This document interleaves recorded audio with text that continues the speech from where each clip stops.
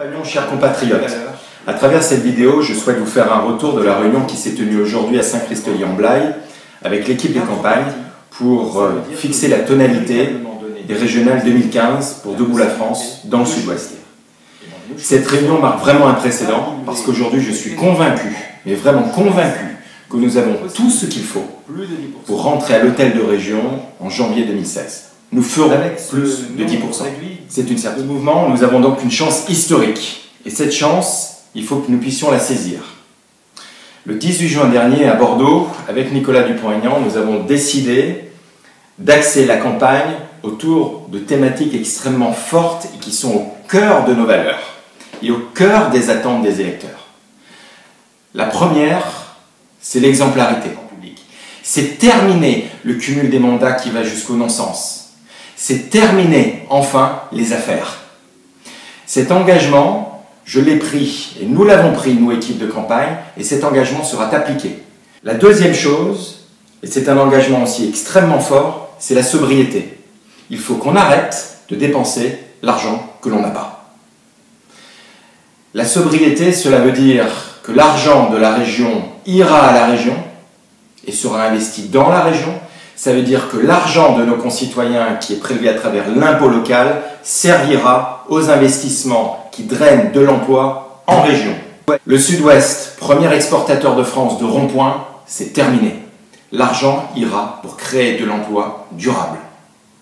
Les investissements comme la ligne à grande vitesse qui traverse notre département du nord au sud sans créer le moindre emploi pérenne chez nous, c'est terminé. Exemplarité, sobriété. Et le dernier point sur lequel nous nous sommes mis d'accord avec l'équipe de campagne et qui est fondamental et sur lequel nous allons mettre l'accent systématiquement, c'est la proximité. Nous voulons, nous souhaitons, nous sommes les représentants des petites villes, des villages, des oubliés, des gens qui sont tellement loin des transports en public qu'il n'est pas possible aujourd'hui d'aller travailler facilement lorsque l'on habite Salles ou Saint-Christelier-en-Blaye. Nous voulons travailler sur la proximité pour faire en sorte que nos concitoyens soient écoutés. Enfin, nous souhaitons avec cette proximité que les réseaux de transport soient dignes de ce nom. Cette campagne, ciblée autour de l'exemplarité, de la proximité, de la sobriété, sera la nôtre, sera la vôtre. Pour continuer, nous allons axer cette campagne sur 4 thématiques. La première thématique, je l'ai évoquée un petit peu rapidement tout à l'heure, c'est les transports. Nous disons non à la ligne à grande vitesse, que ce soit bien clair. Cette ligne aujourd'hui nous oublie complètement. Elle permet de rapprocher effectivement Paris et Bordeaux.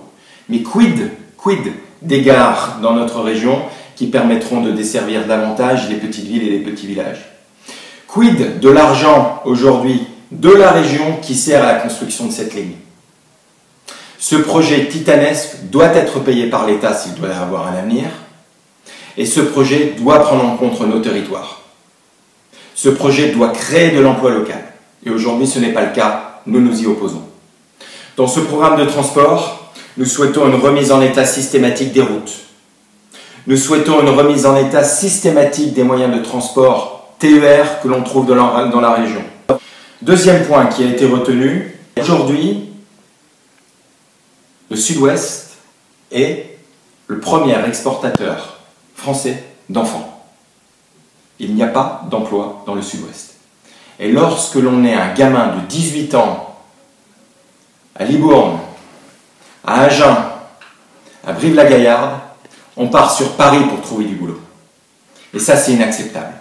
Il faut faire en sorte que nos enfants trouvent du travail dans la région où nous vivons. Il faut leur offrir un avenir. Aujourd'hui, Pôle emploi, c'est une catastrophe. Vous ne voulez pas trouver de travail, c'est là qu'il faut aller.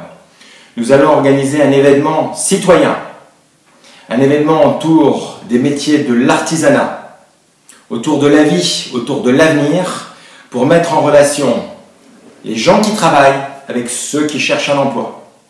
Et cette impulsion nous permettra de créer du lien. Et nous allons conduire cette expérience à Marmande pour nous assurer, là encore, que les gamins qui sortent aujourd'hui des lycées professionnels, qui sortent des centres de formation, trouveront quelque chose pour un meilleur avenir. Pour continuer, la filière bois, l'agriculture, doit être au cœur de nos préoccupations. On doit réfléchir sur les taxations locales, les impôts locaux. Il faut qu'on redirige les aides régionales vers ceux qui en ont besoin. L'agriculture est notre avenir. Les aides, qu'elles soient européennes, qu'elles soient directement liées à la région, doivent être affectées aux projets créateurs d'emplois dans l'agriculture, dans notre région.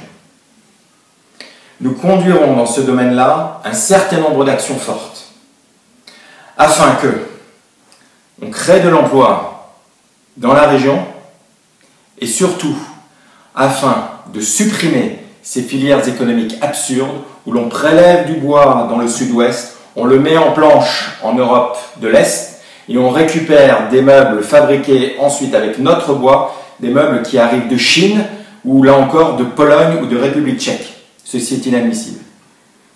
Pour finir, et c'est le dernier point dont nous avons parlé pendant notre réunion, il convient de bien avoir à l'esprit que nous sommes clairement opposés à la directive sur les emplois détachés. Le Sud-Ouest a une frontière importante avec l'Espagne.